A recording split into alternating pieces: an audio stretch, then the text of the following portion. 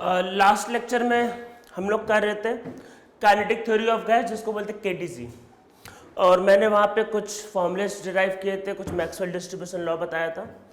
अब हम लोग इसी में देखो थोड़ा सा आगे बढ़ते हैं, तो इसी लॉ में थोड़ा सा और कुछ कर लेते हैं। तो देखो सबसे पहले क्या होता है, पी वी इक्वल टू क्या होता है, एन आर टी। तो फिर पी वी इक्वल टू क्या होता है, मास अपॉन मॉलिक्यूलर मास, या मास अपॉन मॉलिक्यूलर वेट, या मोलर मास, मतलब एटम भी हो सकता है वैसे। तो मास अपॉन मोलर मास या मोलर वेट और आर इंटू टी। तो इससे क्या हो सकता है, पी वी बाई मास जो होता है वो होता है R T by molecular weight. ठीक है, तो ये फॉर्मूला होता है P V by mass equal to होता है R T by molecular weight. तो अब देखो जैसे एक फॉर्मूला था वी आर एम एस, तो वो क्या था, अंडर रूट टाइम क्या था, 3 आर टी बाई एम। अरे 3 आर टी बाई एम भाई लास्ट लेक्चर में तो डिराइव करवाया है। इसमें जो एम जो था वो मॉलिक्यूलर वेट था।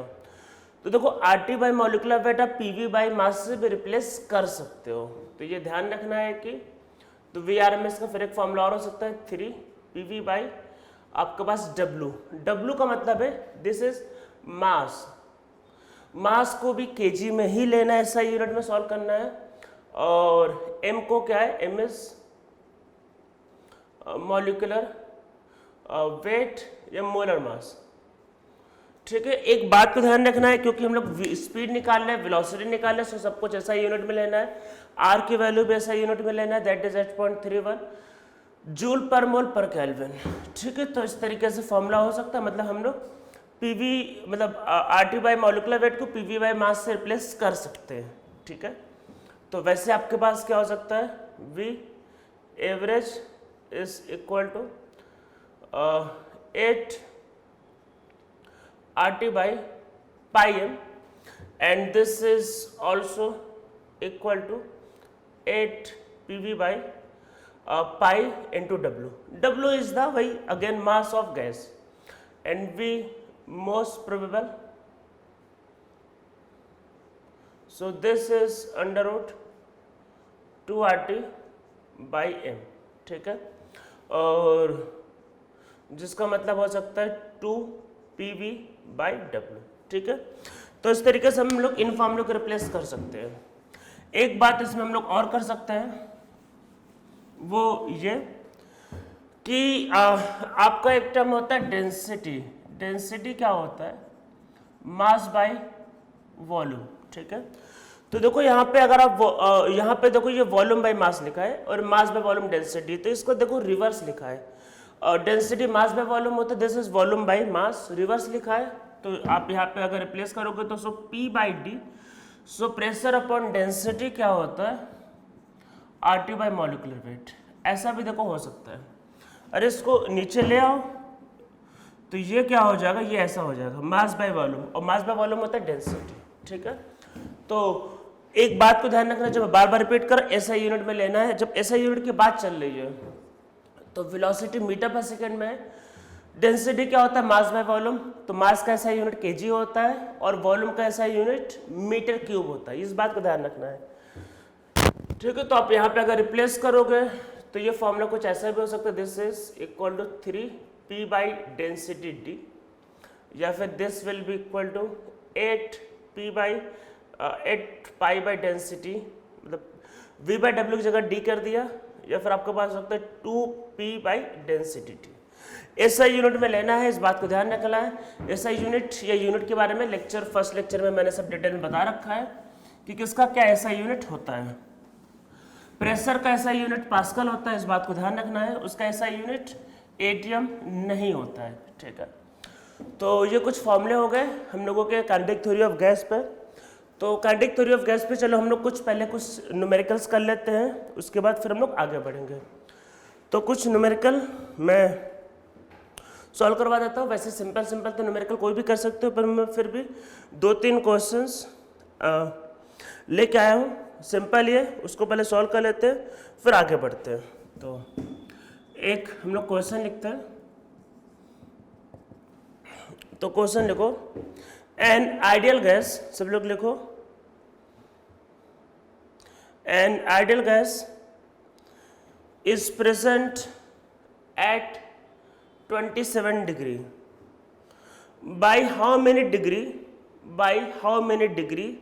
centigrade, by how many degree centigrade temperature should be raised so that most probable speed of gas becomes double, so that most probable speed of gas becomes double. तो देखो सबसे पहली बात centigrade में दिया है, centigrade में आंसर पूछा है, पर इमोशनली होकर सेंटीग्रेड में सॉल्व नहीं करना है। मैंने इस चैप्टर के स्टार्टिंग में भी बोला है, और ये बात मैं जो बोल रहा हूँ ये मतलब 2 साल में 50 बार बताने के बाद भी आधे बच्चे सेंटीग्रेड में ही सॉल्व करते हैं। क्यों? क्योंकि नहीं करना है केल्विन में, क्योंकि उनको मार्क्स नहीं लाने एग्जाम में, उनको माइनस में लाने में मजा आता है।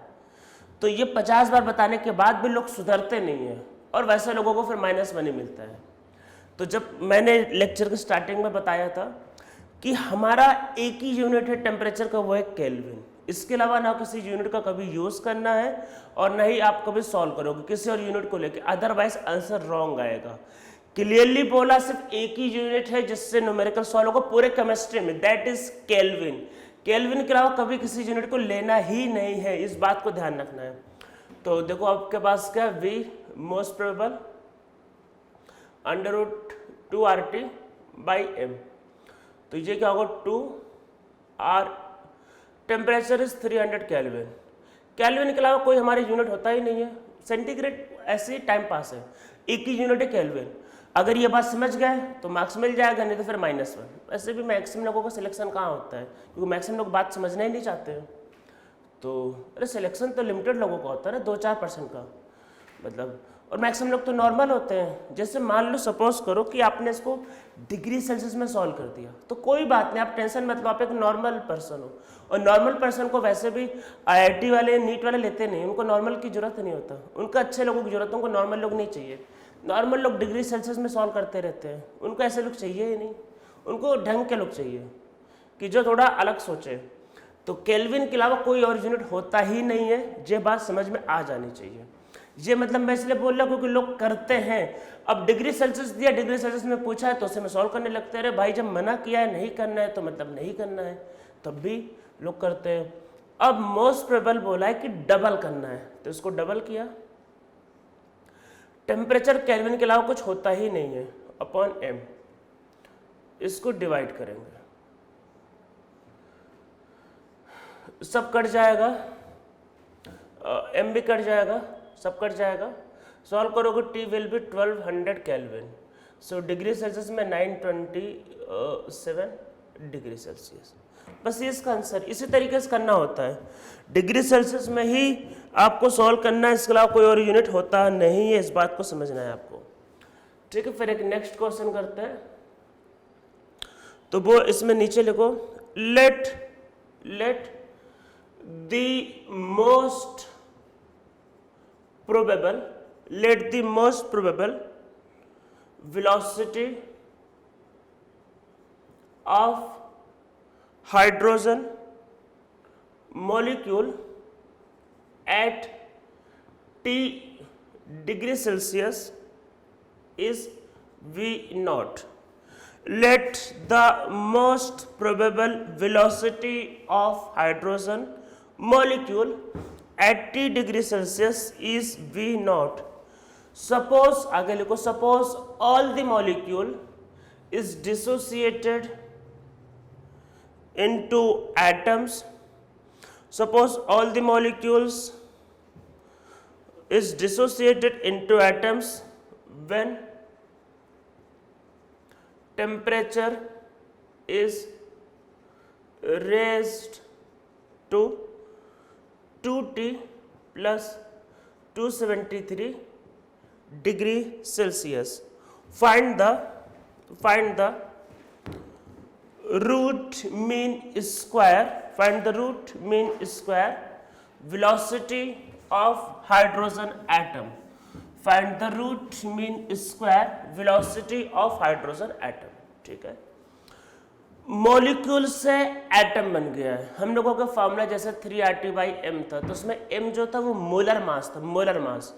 मॉलिक्यूल अगर होगा तो उसका मोलर मास 2 होता, एटम का मोलर मास 1। मोलर मास है वो ध्यान रखना, वो मास नहीं है, ठीक है वो। तो अब देखो जो बोल रहा है वो कर देते हैं। सबसे पहली बात, टेम्परेचर को केल्विन में लेना है, ठीक है, ये बात भूलनी नहीं है, ठीक है। अपने जब भी गैसेस सेट करते रहो, या तो आप अगर कोई भूल रहा है तो जब भी गैसेस सेट सॉल्व करते रहो, तो जैसे कई बार क्या होता है जब बच्चे छोटे होते हैं, तो मतलब मैंने ऐसा देखा कई बार, कई बच्चे हो सकता करते भी हो कि जब बच्चे कई बार छोटे होते हैं तो उनके पेरेंट्स बोलते हैं कि मतलब नोटबुक के या बुक के स्टार्टिंग में लिखो जय श्री राम या फिर ओम नमः शिवाय। अरे ऐसे लोग बोलते हैं जिससे वो चीज़ें आपके दिमाग में बैठ जाए। तो वैसे अगर आपको मान लो कोई दिक्कत है गैस स्टेट में, तो हर पेज के टॉप में लिखते हो जब तक गैस स्टेट चल रहा है, temperature is taken in kelvin, temperature is taken in kelvin. दिमाग में बैठना चाहिए, टेम्परेचर केल्विन के अलावा कुछ होता ही नहीं है। बाकी करना है तो आप कर लो -1, वैसे भी मोस्ट ऑफ लोगों को सिलेक्शन होता नहीं है। जो बात समझ में आ जाएगा तभी आपको सिलेक्शन मिलेगा। तो टेम्परेचर सिर्फ केल्विन में लेना है बस। तो क्या है टेम्परेचर, इनिशियल टेम्परेचर, तो वो क्या होगा, दिस इज T + 273 केल्विन, ठीक है। फाइनल टेम्परेचर बोला रेस किया है, तो मैं इसको लिख देता हूँ, this is 2T + 273 degree Celsius, या फिर ये होगा 2T + 273 + 273 केल्विन, और this will B 2 time T + 273 kelvin. Actual में इससे टेम्परेचर डबल हुआ है, समझ में, टेम्परेचर डबल हुआ है। हाइड्रोजन का जो मॉलिक्यूलर वेट है स्टार्टिंग में वो 2 है, बाद में एटम बन गया, मोलर मास लेना होता वो 1 होगा। तो देखो क्या होगा, V0 that it most probable speed, ये क्या होगा √2R T + 273। अरे टेम्परेचर है भाई अपॉन मॉलिक्यूलर मास 2। हाइड्रोजन का मॉलिक्यूलर मास 2 होता है, मॉलिक्यूल के इसमें क्या बताना है, मोलर मास होता है 2, रख दिया। अब देखो आगे क्या होगा, VRMS पूछा है, तो √3RT टेम्परेचर ये, तो इसमें 2 बाहर आ जाएगा एंड T + 273, और नीचे molar mass is 1, molar mass 1 है, डिवाइड करेंगे, R से R कटेगा, ये टेम्परेचर से टेम्परेचर कटेगा, ये 2 से यही 2 काट दो, तो V0 upon VRMS is 1/√6, so VRMS is √6 V0। तो ये हमारा इसका आंसर होगा, ठीक है, समझ में आ रहा है। तो ध्यान रखना है कि उस फॉर्मूले में जो नीचे m जो होता है, m हमारा क्या होता है, m हमारा मोलर मास होता है, इस बात को ध्यान रखना है, m हमारा मास नहीं होता है, ठीक है। तो सब लोग लिख लो इस क्वेश्चन को।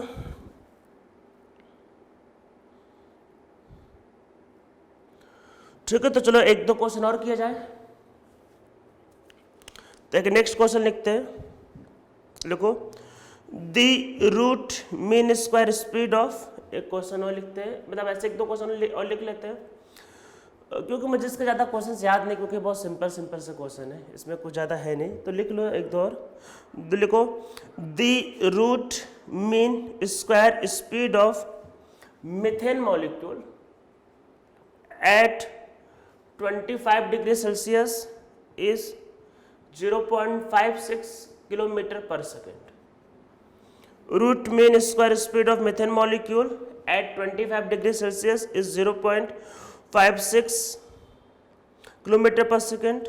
What is root mean square speed of, what is VRMS of hydrogen molecule at 125 degree Celsius? What is VRMS of hydrogen molecule at 125 degree Celsius?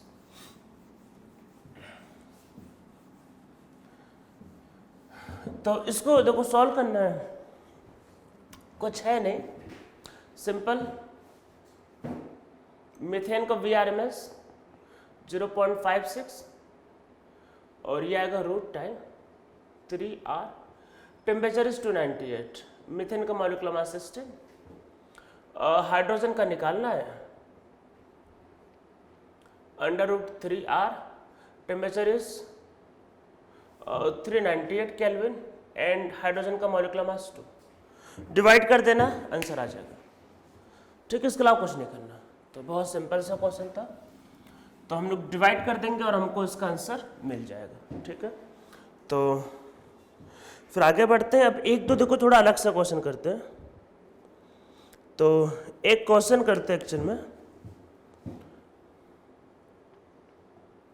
तो लिखो इसमें calculate VRMS of oxygen gas molecule at 5 atm pressure. Calculate VRMS of hydrogen gas molecule at 5 atm pressure. Density of hydrogen gas molecule is 0.008 ग्राम पर centimetre cube. ठीक है, ये question है। तो क्या बोल रहा है आपके पास, बोल ये रहा है कि calculate the VRMS of oxygen gas at 5 atm। 5 atm पे बताना है। और आपके पास क्या है, डेंसिटी क्या गिवन है, density of oxygen gas molecule 0.008 ग्राम पर सेंटीमीटर क्यूब। देखो कैसे करेंगे, तो देखो VRMS जो था इसका हम लोगों ने फॉर्मूला निकाला था, that is under root 3PV/D। पर सॉल्व करने के पहले SI यूनिट का कन्वर्ट करना नहीं बोलना है भाई। तो को प्रेशर है 5 atm, so this is 5 into 1.013 into 10⁵ pascal. यही होता है SI यूनिट, प्रेशर का SI यूनिट पास्कल होता है। डेंसिटी की बात करते हैं, ये ग्राम है अपॉन सेंटीमीटर क्यूब। ठीक है, मास को केजी में कन्वर्ट करना पड़ेगा, मैं कर देता हूँ कन्वर्ट। तो 1000 ग्राम होता है 1 kg, तो 1 ग्राम की जगह आएगा 1/1000 kg। मतलब ग्राम को अगर रिप्लेस करना है तो आपको ये वैल्यू रखना पड़ेगा। सेंटीमीटर क्यूब में 1 मीटर होता है 100 सेंटीमीटर, या फिर 1 मीटर क्यूब क्या होता है 10⁶ सेंटीमीटर क्यूब। तो फिर 1 सेंटीमीटर क्यूब क्या होगा 1/10⁶ मीटर क्यूब। तो यहाँ पर रिप्लेस करते हैं, तो देखो ग्राम की जगह ये और सेंटीमीटर क्यूब की जगह ये, तो वो वैल्यू ऊपर ही हो जाएगा। दिस विल बी 0.008 और ये रिप्लेस होगा तो 1000 से डिवाइड होगा तभी केजी ऊपर आएगा। इसको नीचे करेंगे तो मीटर क्यूब नीचे आएगा पर 10⁶ ऊपर चला जाएगा। तो ये होगा 0.8 kg पर मीटर क्यूब। ठीक है, तो हमारे पास डेंसिटी भी आ गया और प्रेशर भी। इस तरीके से कन्वर्ट करना है। डेंसिटी में मास मतलब SI यूनिट में निकालना है, वेलोसिटी सेफ साइड रहना है, मीटर पर सेकंड इज SI यूनिट। तो मास को केजी में लो, वॉल्यूम को मीटर क्यूब में लो। ठीक है, यूनिट का बहुत ध्यान रखना है इस चैप्टर में। ये मैंने आपको फर्स्ट लेक्चर में ही बोला था इस बात को कि यूनिट का बहुत ज़्यादा ध्यान देना है। तो 3 प्रेशर क्या है 5 इंटू 1.01 10⁵ एंड डेंसिटी 0.8। ठीक है, इसको सॉल्व कर लेना, आंसर आ जाएगा। ठीक है, तो ये था हमारा काइनेटिक थ्योरी ऑफ गैस। ये हम लोगों का सेक्शन खत्म हो चुका है, काइनेटिक थ्योरी ऑफ गैस। अब हम लोग थोड़ा सा आगे बढ़ते हैं। तो देखो काइनेटिक थ्योरी ऑफ गैस खत्म हो गया, अब हम लोग थोड़ा सा आगे बढ़ेंगे। डस्टर ले लेता हूँ मैं। तो देखो क्या है कि यहाँ तक जो चल रहा था वो हमारा आइडियल गैस था। आइडियल गैस का मतलब कि जहाँ पे दो गैस मॉलिक्यूल में फोर्स ऑफ अट्रैक्शन 0 होता है आइडियल गैस में, और जहाँ पे गैस मॉलिक्यूल का खुद का वॉल्यूम क्या होता है with respect to container negligible होता है। ठीक है, आइडियल, अगर आपसे कोई पूछे आइडियल गैस है क्या, मान लो सपोज करो कोई पूछता व्हाट इज आइडियल गैस, तो उसको आप ये नहीं बोलोगे कि जिन गैस मॉलिक्यूल में फोर्स ऑफ अट्रैक्शन 0 होता है वो आइडियल गैस, अरे ये तो कंडीशन है। एक्चुअल में आइडियल गैस का क्या मतलब है कि जो PV इक्वल टू nRT को हमेशा फॉलो करो वो आइडियल गैस होता है, ठीक है।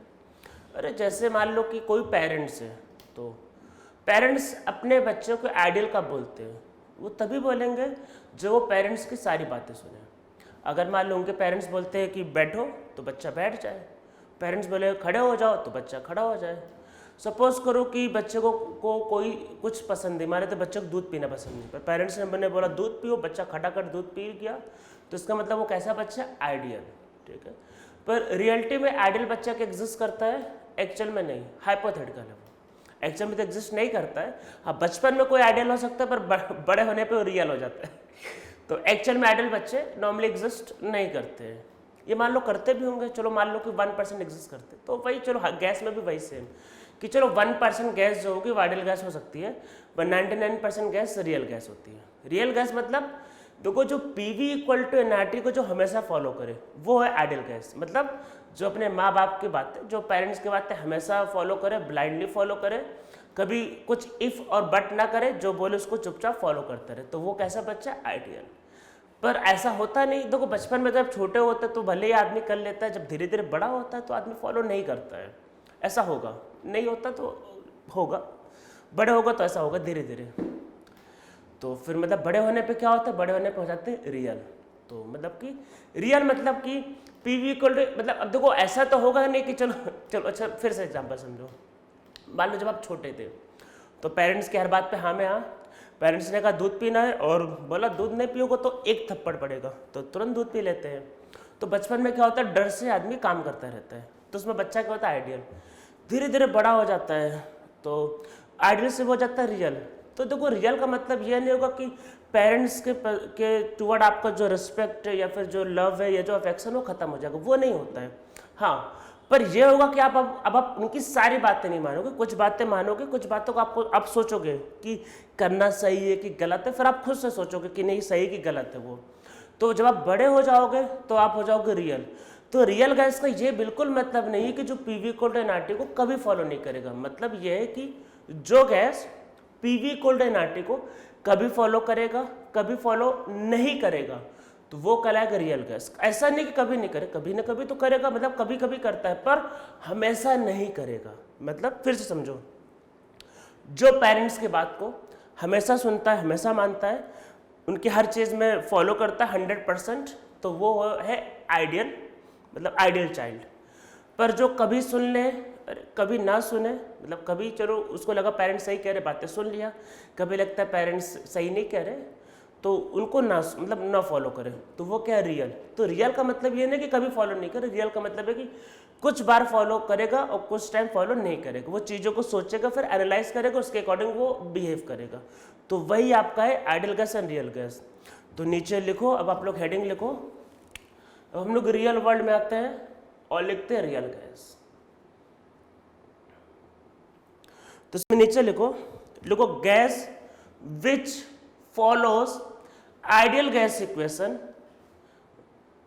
that is PV equal to nRT, gas which follows ideal gas equation that is PV equal to nRT at all condition is known as ideal gas। तो जो gas PV equal to nRT को हमेशा follow करे तो वो है ideal gas, ठीक है। फिर अब इसमें नीचे लिखो gas which does not follows ideal gas equation at all condition is known as real gas। real आगे लिखो real gas can follow ideal gas equation at certain condition। तो किसी सर्टेन कंडीशन पे फॉलो कर सकता है, पर लिखवा है कि which does not follows ideal gas equation at all condition, मतलब कभी करेगा कभी नहीं करेगा, ठीक है, दैट इज रियल गैस। और जो हमेशा करेगा वो आइडियल गैस, ठीक है। तो ये है रियल और आइडियल गैस। अब क्या है क्या, तो हम लोगों ने दो बातों को एज्यूम किया था, उसको भी हटाएंगे, ठीक है। और देखो मैं बताता हूँ कि होता क्या है। मैं पहले आपको रियल गैस समझाना चाहता हूँ और इसके बाद आपको समझाऊंगा वंडर वॉल इक्वेशन। एक्चुअल में यही होता है वंडर वॉल इक्वेशन। पर मोस्ट ऑफ द जो टीचर्स होते हैं रियल गैस को लिखते चालू हो जाता है वंडर वॉल इक्वेशन। अरे भाई वंडर वॉल इक्वेशन का मतलब रियल गैस नहीं होता, पहले आप ये बात समझ लो। एक्चुअल में मतलब मोस्ट ऑफ द टीचर यही करते, गलत ही पढ़ाते हैं। देखो है क्या, रियल गैस का मतलब ये है जो पीवी इक्वल एनआरटी को फॉलो नहीं करेगा। और इस रियल गैस के बिहेवियर को समझाने के लिए कई इक्वेशन है। उनमें एक इक्वेशन जो है वह वंडर वॉल इक्वेशन, जो क्लास 12th 11th 12th के सिलेबस में, जो जेईई या नीट के सिलेबस में। और भी कई इक्वेशंस होते हैं। जैसे मैं आपको बताऊं कि जैसे मैंने जो बीटेक किया, एक्चुअल में मेरा बीटेक केमिकल इंजीनियरिंग से एक्चुअल में, तो केमिकल समझ में आ ही रहा है यही सब तो मतलब यही गैस वगैरह चल रहा है। तो मेरा बीटेक केमिकल इंजीनियरिंग से एक्चुअल में, और हम लोगों में एक्चुअल में पूरा एक सब्जेक्ट था एक सेमेस्टर में जिसमें गैस पे ही मतलब, अरे आगे चल के तो जैसे सेमेस्टर होता है, मतलब आपको पता होगा 6 मंथ का एक सेमेस्टर होता है, उसमें 5 या 6 सब्जेक्ट होता है, वेरी करता रहता है एक्चुअल में। तो एक सेमेस्टर में हमारा एक सब्जेक्ट था केमिकल इंजीनियरिंग में जिसमें हमें गैस के बारे में पढ़ाया गया था, थोड़ा सा आइडियल गैस और बहुत ज़्यादा रियल गैस। तो रियल गैस के वहाँ पे हमको 3-4 इक्वेशन पढ़ाए गए थे।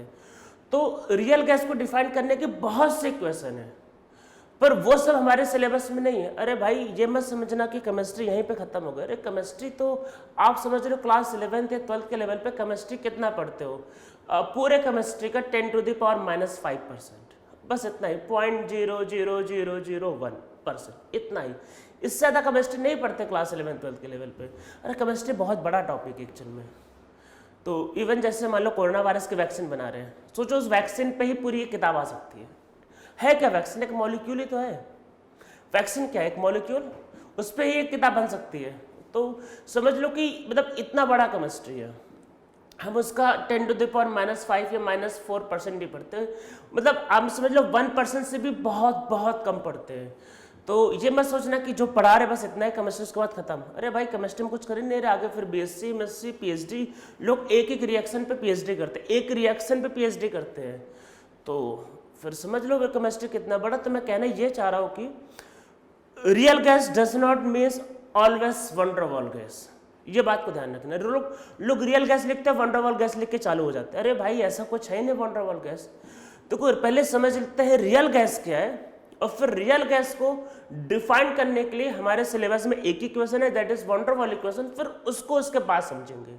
ठीक है, बात को आपको समझ में आ रहा होगा मैं क्या बोलना चाह रहा हूँ। मतलब मोस्ट ऑफ द टीचर्स यही करते हैं, रियल गैस देखते हैं और फिर वंडर वॉल इक्वेशन चालू हो जाते हैं। अरे भाई ये तो पता ही नहीं रियल गैस क्या है।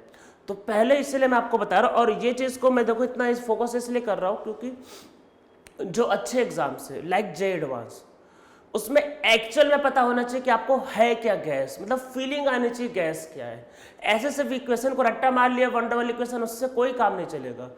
तो पहले समझेंगे रियल गैस क्या है, और रियल गैस को डिफाइन करने के लिए बहुत सी इक्वेशन है। उसका वन ऑफ द इक्वेशन है वंडर वॉल इक्वेशन, जो हम लोगों के सिलेबस में जो हम लोग करेंगे, आज तो नहीं करेंगे वो नेक्स्ट लेक्चर में करेंगे। तो पहले समझते हैं रियल गैस क्या है। तो रियल गैस क्या है? जो आइडियल गैस इक्वेशन को हमेशा फॉलो नहीं करता है। ठीक है, तो रियल गैस में हम लोग 2 अजम्पशन जो थे, जो हमने अज्यूम किए थे, उसको हटा देंगे। कौन से? तो रियल गैस का क्या होगा, 2 मॉलिक्यूल के बीच में फोर्स ऑफ अट्रैक्शन 0 नहीं होगा। तो देखो आइडियल गैस में क्या होता है, हम लोग आइडियल गैस में अज्यूम करते हैं कि 2 गैस मॉलिक्यूल में फोर्स ऑफ अट्रैक्शन 0 होता है।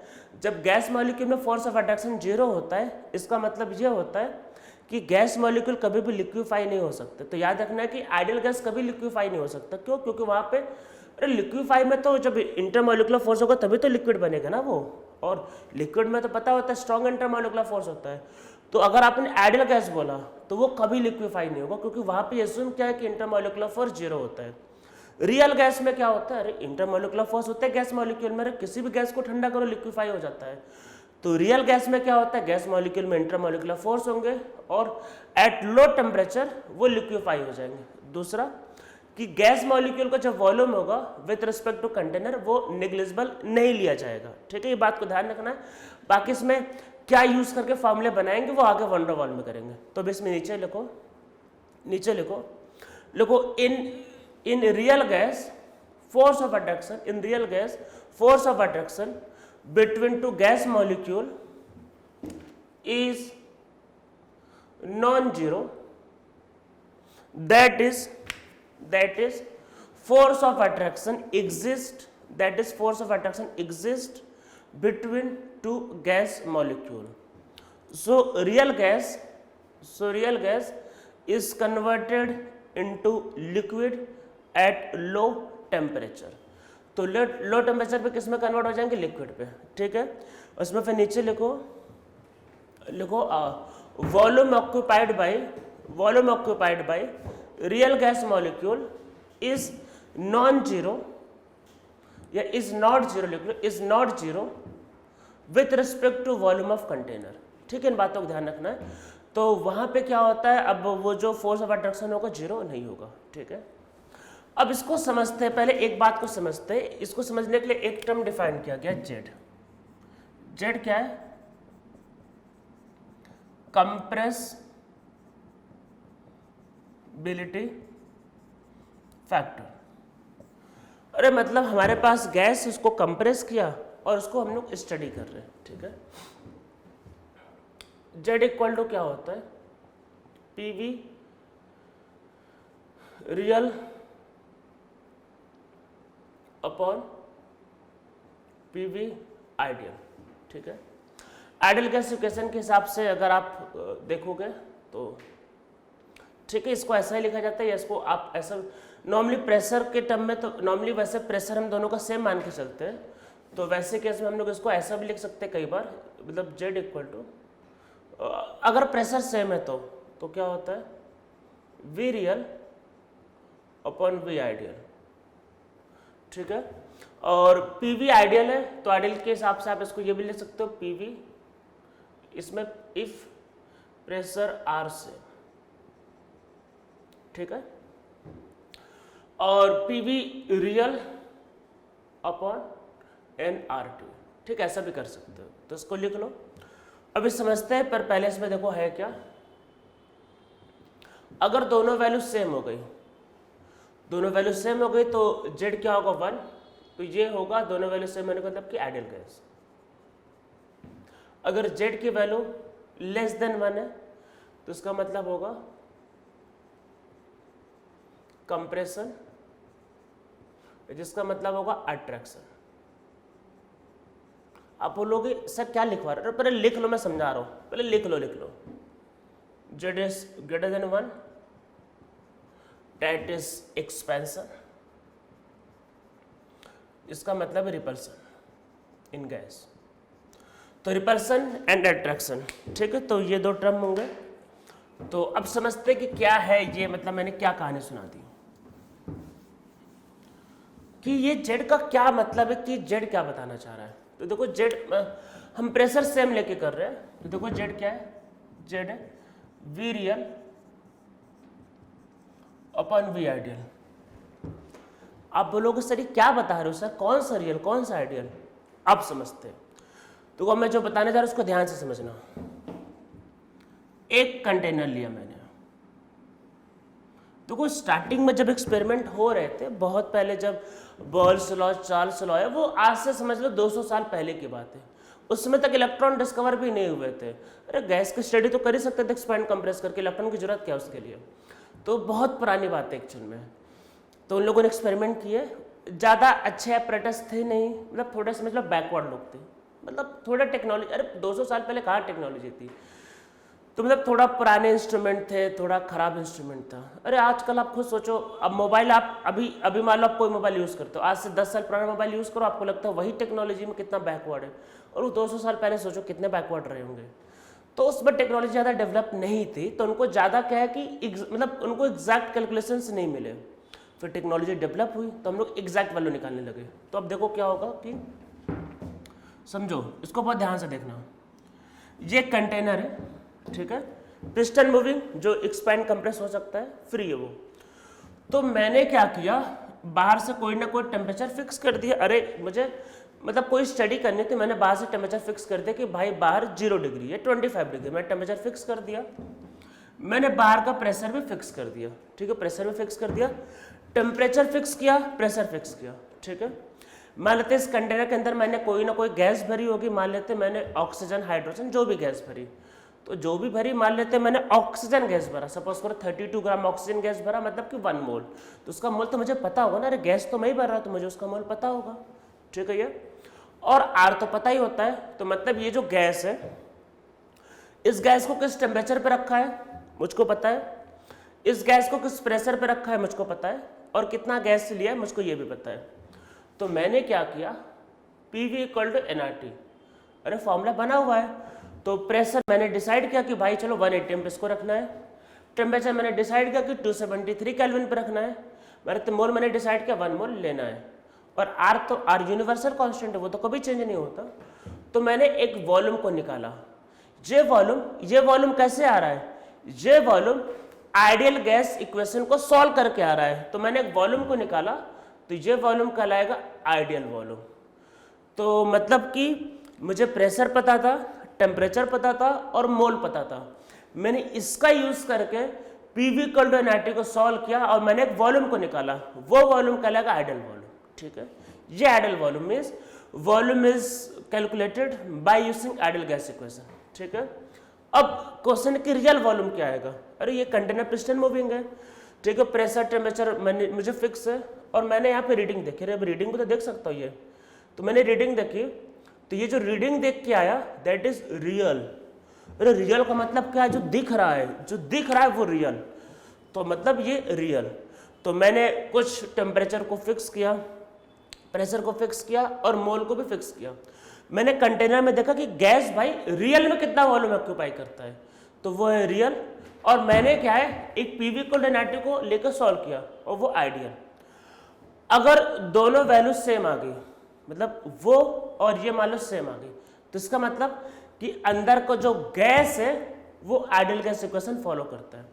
और आइडियल गैस इक्वेशन क्या होता है, जो PV = nRT को फॉलो करे, ठीक है। तो अगर उसको फॉलो कर रहा होगा तो ये जो वॉल्यूम जो मेजर करके आएगा और वो जो है वो दोनों सेम आएगा, ठीक है। तो इसीलिए आपको लिखा है Z = क्या होता है, V real by V ideal. अगर दोनों वैल्यू सेम आ गए तो Z की वैल्यू हो जाएगी 1 और वो हो जाएगा आइडियल गैस, ठीक है ये। अब देखो हो क्या सकता है, अंदर के जो गैस मॉलिक्यूल प्रेजेंट है, अरे गैस मॉलिक्यूल में जैसे मान लो आपको केमिकल बॉन्डिंग में करवाया, जैसे मान लो अमोनिया गैस है, उनमें क्या होता है, अरे उनमें हाइड्रोजन बॉन्डिंग होती है।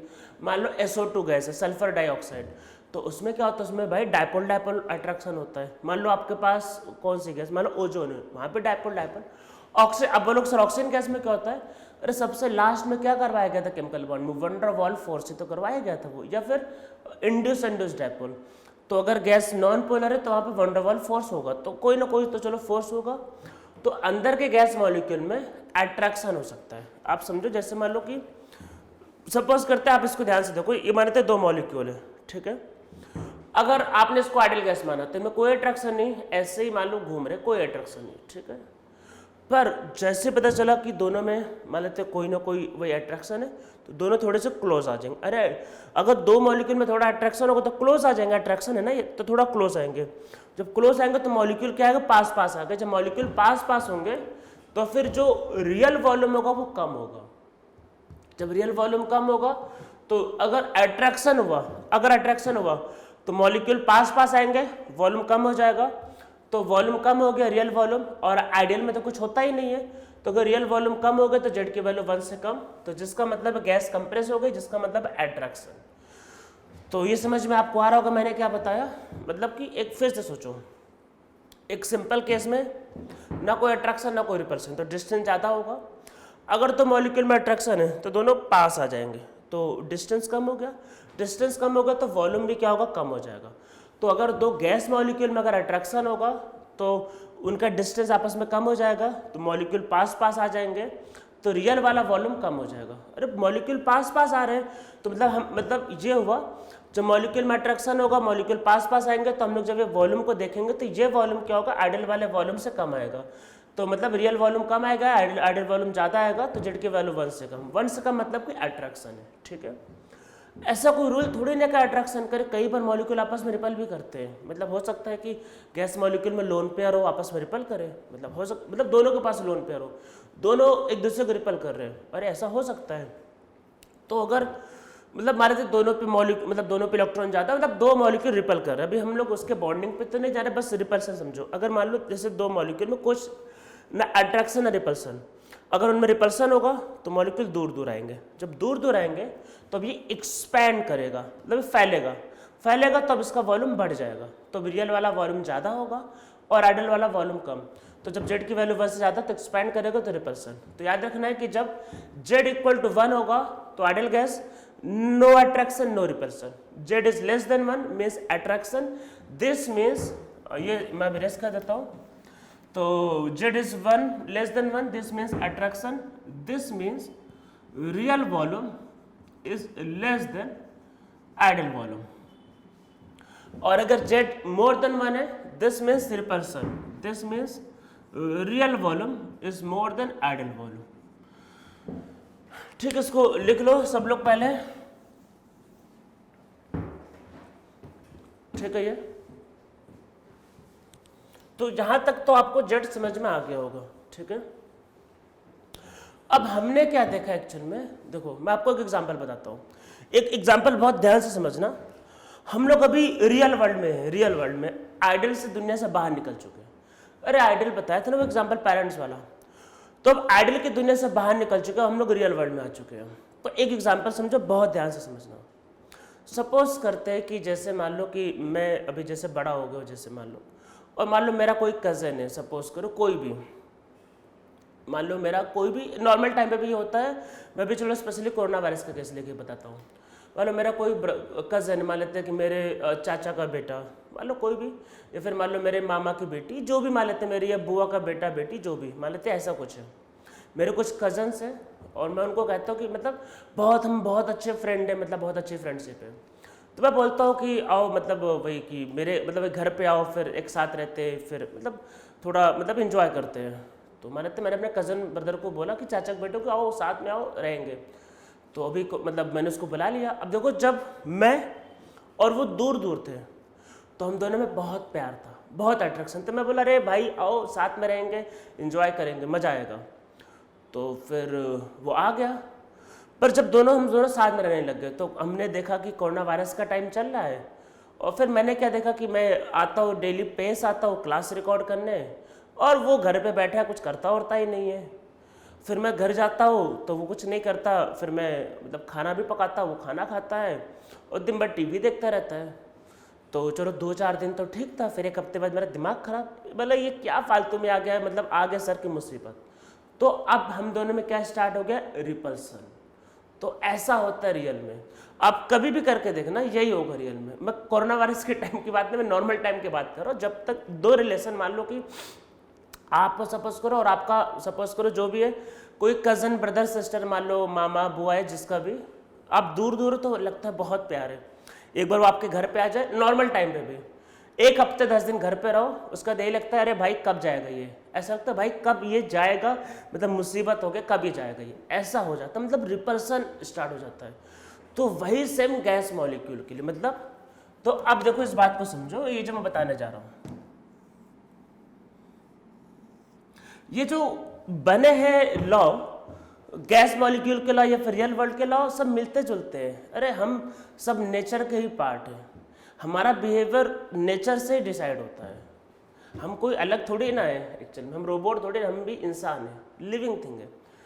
तो ये एक गैस मॉलिक्यूल है, सपोज मतलब एक कंटेनर है। अभी सपोज करते देखो प्रेशर क्या है, लो प्रेशर है। तो लो प्रेशर पे क्या होता है, वही समझ लो, वॉल्यूम इज लार्ज। तो लार्ज वॉल्यूम है, तो वहां पे क्या होता है कि जैसे मॉलिक्यूल देखो दूर दूर होते हैं, तो इनमें आपस में क्या होता है, अट्रैक्शन। अरे बताया ना, जैसे आप और कजन, मान लो ब्रदर, दूर दूर है भाई, बहुत प्यारे, हाँ भाई आ जाओ, साथ में रहेंगे, ये करेंगे वो करेंगे, अरे बारिश का टाइम चल रहा है, घूमने चलेंगे, त्रिमकेश्वर घूम के आएंगे, तो ऐसा बोल देते हैं। तो जब दूर दूर थे तो अट्रैक्शन बहुत था, मतलब कि हमारा अट्रैक्शन ज़्यादा था। तो मतलब कि जब प्रेशर कम होता है, जब वॉल्यूम लार्ज होता है, जब मॉलिक्यूल दूर दूर होते हैं, तो उनमें अट्रैक्शन होता है। तो मतलब इस टाइम पे क्या होगा, जो वी आइडियल जो होगा वो वी रियल से ज़्यादा होगा। मतलब कि जब लो प्रेशर होता है तो उसमें क्या होता है, अट्रैक्शन डोमिनेट करता है। ये मैं आपको जो बता रही हूँ, ये आपका एक्सपेरिमेंटल है, मतलब ऐसा होता है कि हमने जब देखा हमने मतलब जब कंटेनर में जब गैस लिया, सपोज करते हमने प्रेशर को रखा 1 atm 2 atm 5 atm, low pressure का मतलब ये है एक्चुअल में। हमने जब 1 atm पे लिया, 2 मान लेते हैं हमने कंटेनर के अंदर सपोज करते ऑक्सीजन गैस को भरा 2 atm प्रेशर पे, ठीक है। हमने रियल वॉल्यूम निकाला, और रियल वॉल्यूम मतलब ये यहाँ से जो मेजर करके आता था वो, और हमने पीवी कोल्ड एनआरटी को सॉल्व भी किया और इससे आइडल वॉल्यूम भी निकाला। तो हमने हर बार देखा आइडल वॉल्यूम रियल वॉल्यूम से ज़्यादा होता है, ठीक है। तो अब इसमें नीचे लिखो at low pressure force of attraction dominates, so real volume is always less than the ideal volume at low pressure. तो रियल वॉल्यूम क्या होता है आइडल वॉल्यूम से, so real volume is always less than the ideal volume at low pressure, ठीक, ऐसा होता है। अब हम लोग इसमें देखो कंप्रेस की बात करते हैं। मैं इसको करने के पहले मैं आपको एक ग्राफ बस लिख रहा हूं और मैं इरेज कर दूंगा, एक ग्राफ याद करो। अरे बॉन्डिंग का पोटेंशियल एनर्जी वर्सेस डिस्टेंस का कुछ ऐसा करता। जब डिस्टेंस कम हो रहा था, याद करो, तो मैंने कहा था अट्रैक्शन डोमिनेट करता है। फिर एक सर्टेन लिमिट तक तो अट्रैक्शन डोमिनेट करता है, जब उससे ज़्यादा क्लोज लाओगे तो रिपल्सन डोमिनेट करेगा और एनर्जी बढ़ने लगती है।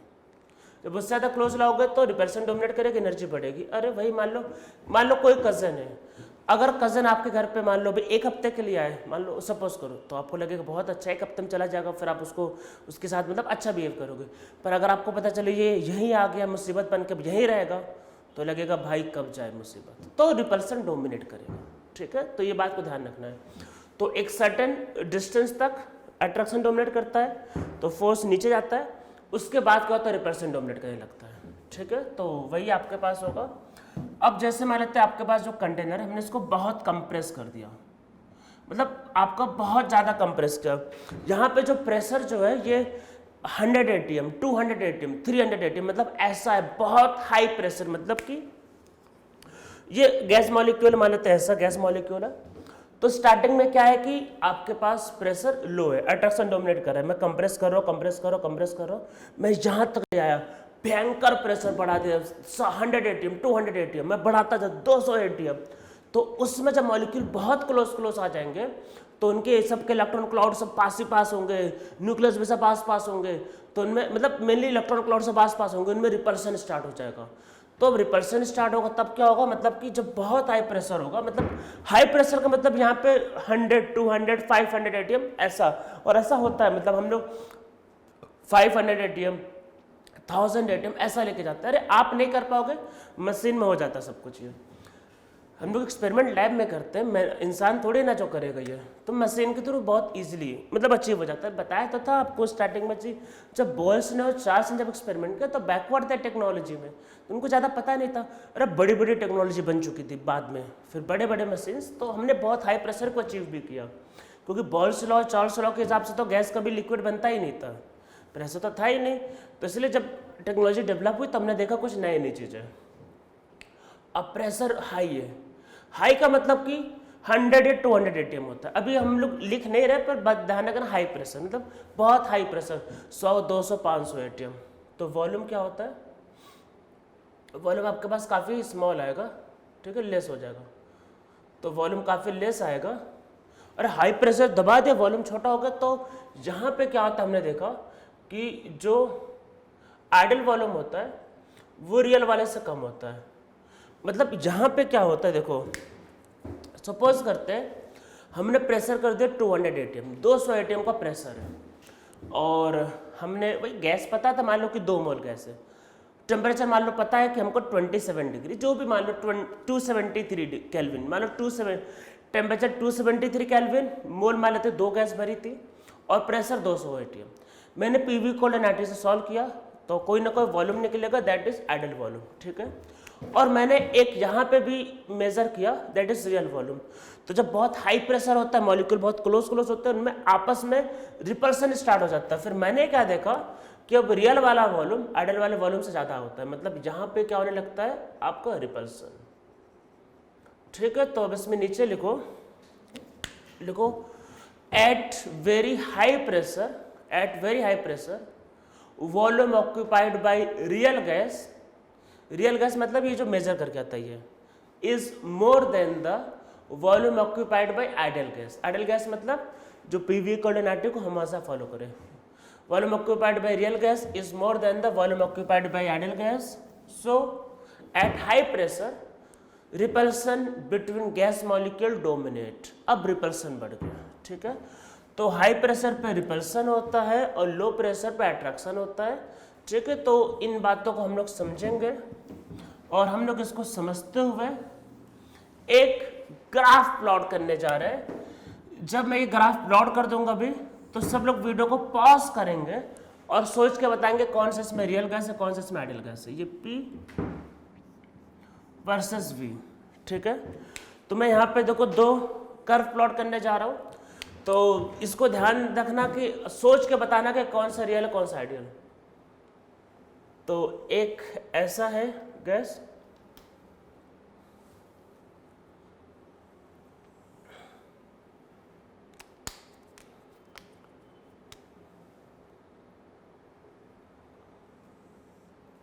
एक ब्लू से है और एक ब्लैक से।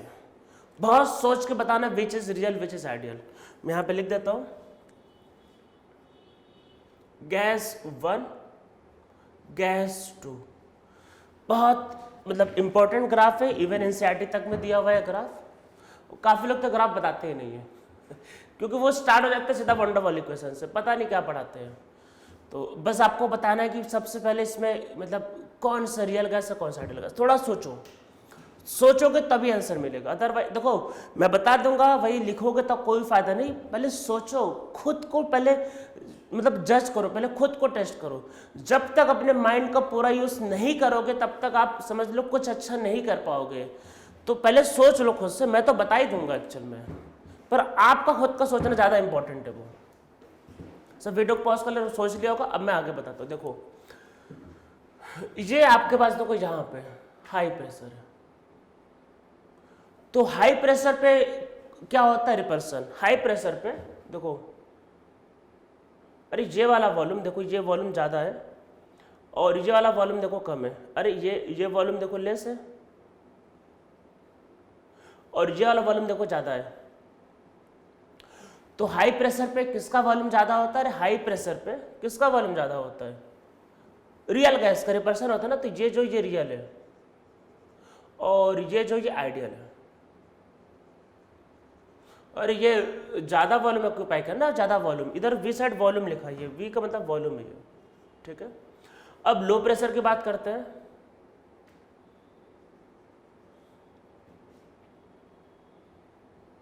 तो देखो यहाँ पे ये कम वॉल्यूम ऑक्यूपाई कर रहा है और ये ज़्यादा वॉल्यूम ऑक्यूपाई कर रहा है। तो लो प्रेशर पे कम वॉल्यूम ऑक्यूपाई कौन करता है? रियल। अरे रियल में अट्रैक्शन होता है और ये कौन है? ये आइडियल। तो इसका मतलब ये है कि इसमें जो ब्लू वाला ये रियल गैस का ग्राफ, रियल गैस, और इसमें जो ब्लैक वाला जो ये आइडियल गैस। तो ब्लू वाला रियल गैस से इंडिकेट हो रहा है मतलब, और ब्लैक वाला आइडियल गैस को इंडिकेट करता है, ठीक है। तो ये हमारा कर्व होगा आपका पीवी कर्व, ठीक है। तो ये हमारा पीवी कर्व हो गया। हम लोग इन बातों को समझते हुए एक कर्व और प्लॉट करते हैं, ठीक है। कर्व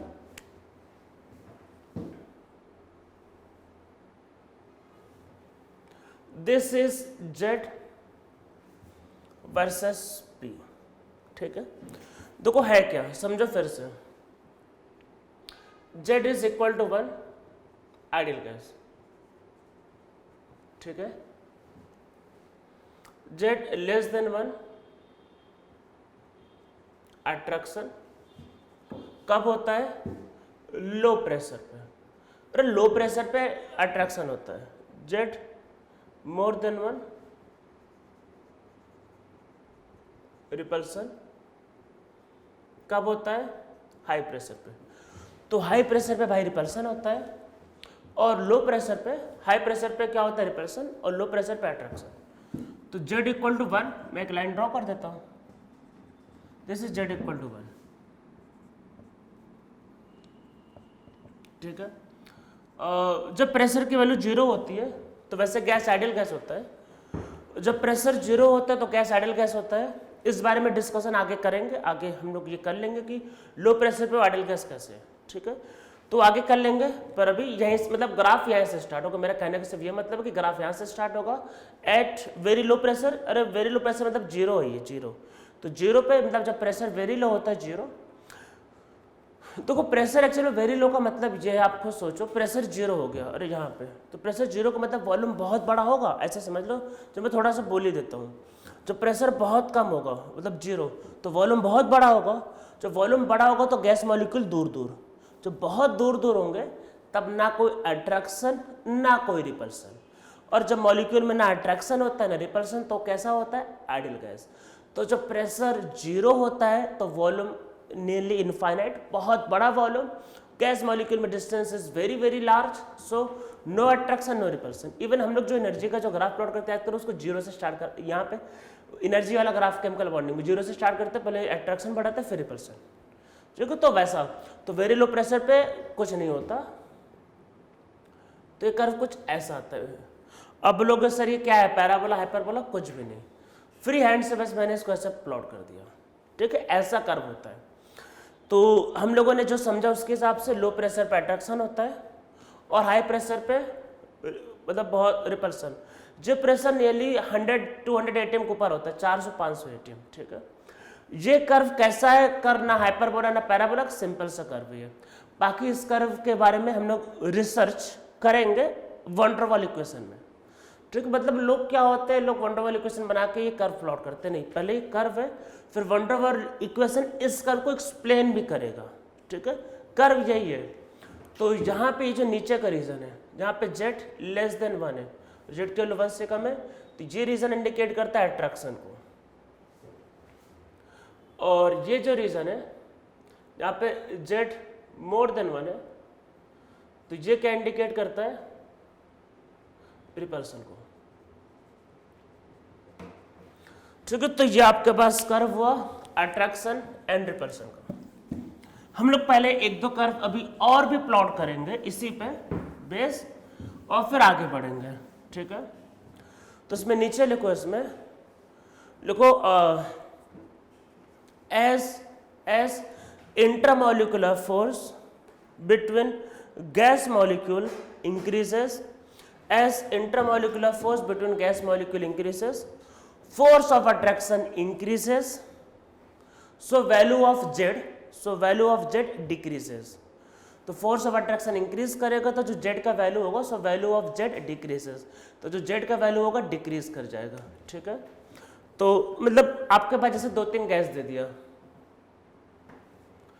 अभी सिर्फ रैंडमली समझ रहे हैं इसको, z वर्सेस p में, ठीक है। तो आपको पता ही होता है जैसे इंटरमॉलिक्यूलर फोर्स की बात की जाए,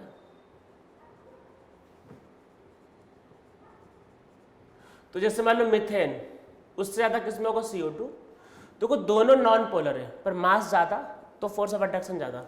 इससे ज्यादा कहां पे होगा, इससे ज्यादा होगा अमोनिया में, अरे अमोनिया में हाइड्रोजन बॉन्डिंग। तो ऐसे मान लो 2-3 कर्व, तो आप कैसे पहचानोगे, आपको नीचे बॉटम देखना है, जिस गैस में जितना ज्यादा अट्रैक्शन होगा उतना नीचे बॉटम में जाएगा, बॉटम से पहचानना है इसमें, ठीक है। जैसे मान लो कि आगे क्या हो रहा है उससे मतलब नहीं, क्योंकि फ्री हैंड से डायग्राम मतलब ये आगे कैसा बिहेव करेगा गैस हमको नहीं पता है, हम लोग अभी नीचे पे आ रहे हैं बस। तो मतलब कि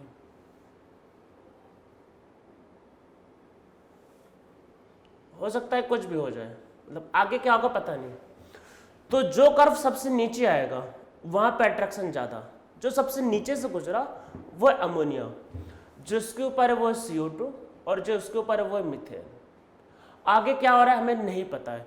तो ऐसे गैस पहचानने के लिए आपको आ सकते हैं, तो याद रखना है कि जिस गैस में इंटरमॉलिक्यूलर फोर्स ज्यादा होगा वो उतना नीचे से जाएगा, नीचे वाले को देखना है अट्रैक्शन को।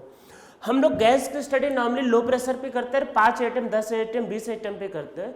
तो 5 10 20 एटम पे क्या होगा, अट्रैक्शन डोमिनेट करेगा, तो जो गैस सबसे नीचे से जाएगा वही देखना है, ठीक है। तो कैसे पहचानोगे कौन किसका कर्व है, नीचे वाले से, भाई जो सबसे नीचे से जा रहा है वो आपको देखना है, ठीक है। ये समझ में आ गया होगा, तो आप इसको प्लॉट कर लो। तो जो गैस मैं लिख लेता हूं कि आप लिखना चाहो लिख लो, लिखो gas with high intermolecular forces have gas with high intermolecular forces have less value of Z at low pressure. तो उसका लेस वैल्यू होगा, या फिर लिख लो have lesser value of Z at low pressure. तो लो प्रेशर पे क्या होगा, आपका उतना ही क्या होगा, जेट की वैल्यू नीचे होगी। ठीक है, अब इसमें एक चीज और कर लेते हैं टेम्परेचर के बारे में। इफेक्ट ऑफ टेम्परेचर, इसको आराम से सोचो। अगर आप किसी गैस को ठंडा करते हो, किसी भी गैस को अगर आप ठंडा करते हो, तब क्या होता है, वो लिक्विड में कन्वर्ट हो जाता है। ठीक है, अच्छा लिक्विड में दो मॉलिक्यूल में फोर्स ऑफ अट्रैक्शन गैस के कंपैरिजन में ज्यादा होता है कि कम होता है? तो आप बोलोगे सर लिक्विड में दो गैस मॉलिक्यूल में फोर्स ऑफ अट्रैक्शन ज्यादा होता है गैस के कंपैरिजन में, मतलब कि लिक्विड में फोर्स ऑफ अट्रैक्शन ज्यादा होता है गैस के कंपैरिजन में। ठीक है, तो इसका मतलब ये होता है, देखो समझो, जब टेम्परेचर को घटाते हैं, जब टेम्परेचर को कम करते हैं तो फोर्स ऑफ अट्रैक्शन बढ़ता है। जब फोर्स ऑफ अट्रैक्शन बढ़ता है तो गैस लिक्विड में कन्वर्ट हो जाता है। ठीक है, अब जब आप टेम्परेचर को बढ़ाते हो तो टेम्परेचर को बढ़ाने से जो इंटरमॉलिक्यूलर फोर्सेस होते हैं टूटने लगते हैं, जैसे हाइड्रोजन में टूटने लगता है, तो वहां पे फोर्स ऑफ अट्रैक्शन कम होता है। ठीक है, इस बात को ध्यान रखना है। तो इसमें नीचे लिखो when temperature decreases force of attraction between two gas molecule increases। when temperature decrease मतलब when temperature decreases force of attraction between two gas molecule increases। ठीक है, इसमें नीचे लिखो, नेक्स्ट लाइन से लिखो when temperature increases force of attraction decreases। Force of attraction decreases. ठीक है, तो वही हाई टेम्परेचर पे तो पता ही होता है गैस कभी लिक्विफाई नहीं हो सकता। तो होता है मतलब क्या है कि जो भी फोर्स ऑफ अट्रैक्शन जो भी होता है वो टेम्परेचर के उल्टा चलता है। अरे जब लो टेम्परेचर कभी करोगे तभी तो लो टेम्परेचर पे फोर्स ऑफ अट्रैक्शन ज्यादा होगा, तभी तो गैस लिक्विफाई होगा। ठीक है, तो ये आपको समझ में आ रहा होगा। तो अब क्या है, सपोज करते हैं मैंने एक स्टडी किया, मैंने क्या किया, एक कंटेनर में एक गैस ले लिया, मान लो CO2 गैस को भर दिया, मैंने उसको कंप्रेस किया, मतलब वही कंप्रेस किया, स्टडी किया। पहले दिन 0 डिग्री पे, फिर 27 डिग्री पे, माने तो पहले 273 केल्विन पे, फिर 300 केल्विन पे, फिर 350 केल्विन पे मैंने स्टडी किया और मैंने उसके फिर ग्राफ को प्लॉट किया। तो इधर है Z, इधर है P। तो पहले दिन कुछ ऐसा करवाया, 0 केल्विन पे, मतलब सॉरी 273 केल्विन, 0 केल्विन तो होता ही नहीं कुछ, 0 केल्विन पॉसिबल नहीं है आप उसको अचीव कर सको। फिर ये सेकेंड डे मतलब कुछ ऐसा कुछ आया, फिर थर्ड डे कुछ ऐसा आया, मारते फिर ऐसा कुछ। तो temperature T4, T3, T2, T1 मैंने जैसा भी बताया था थोड़ी देर पहले, जहां पे ज्यादा अट्रैक्शन होगा वो उतना नीचे जाएगा, और ज्यादा अट्रैक्शन का मतलब कि लो टेम्परेचर।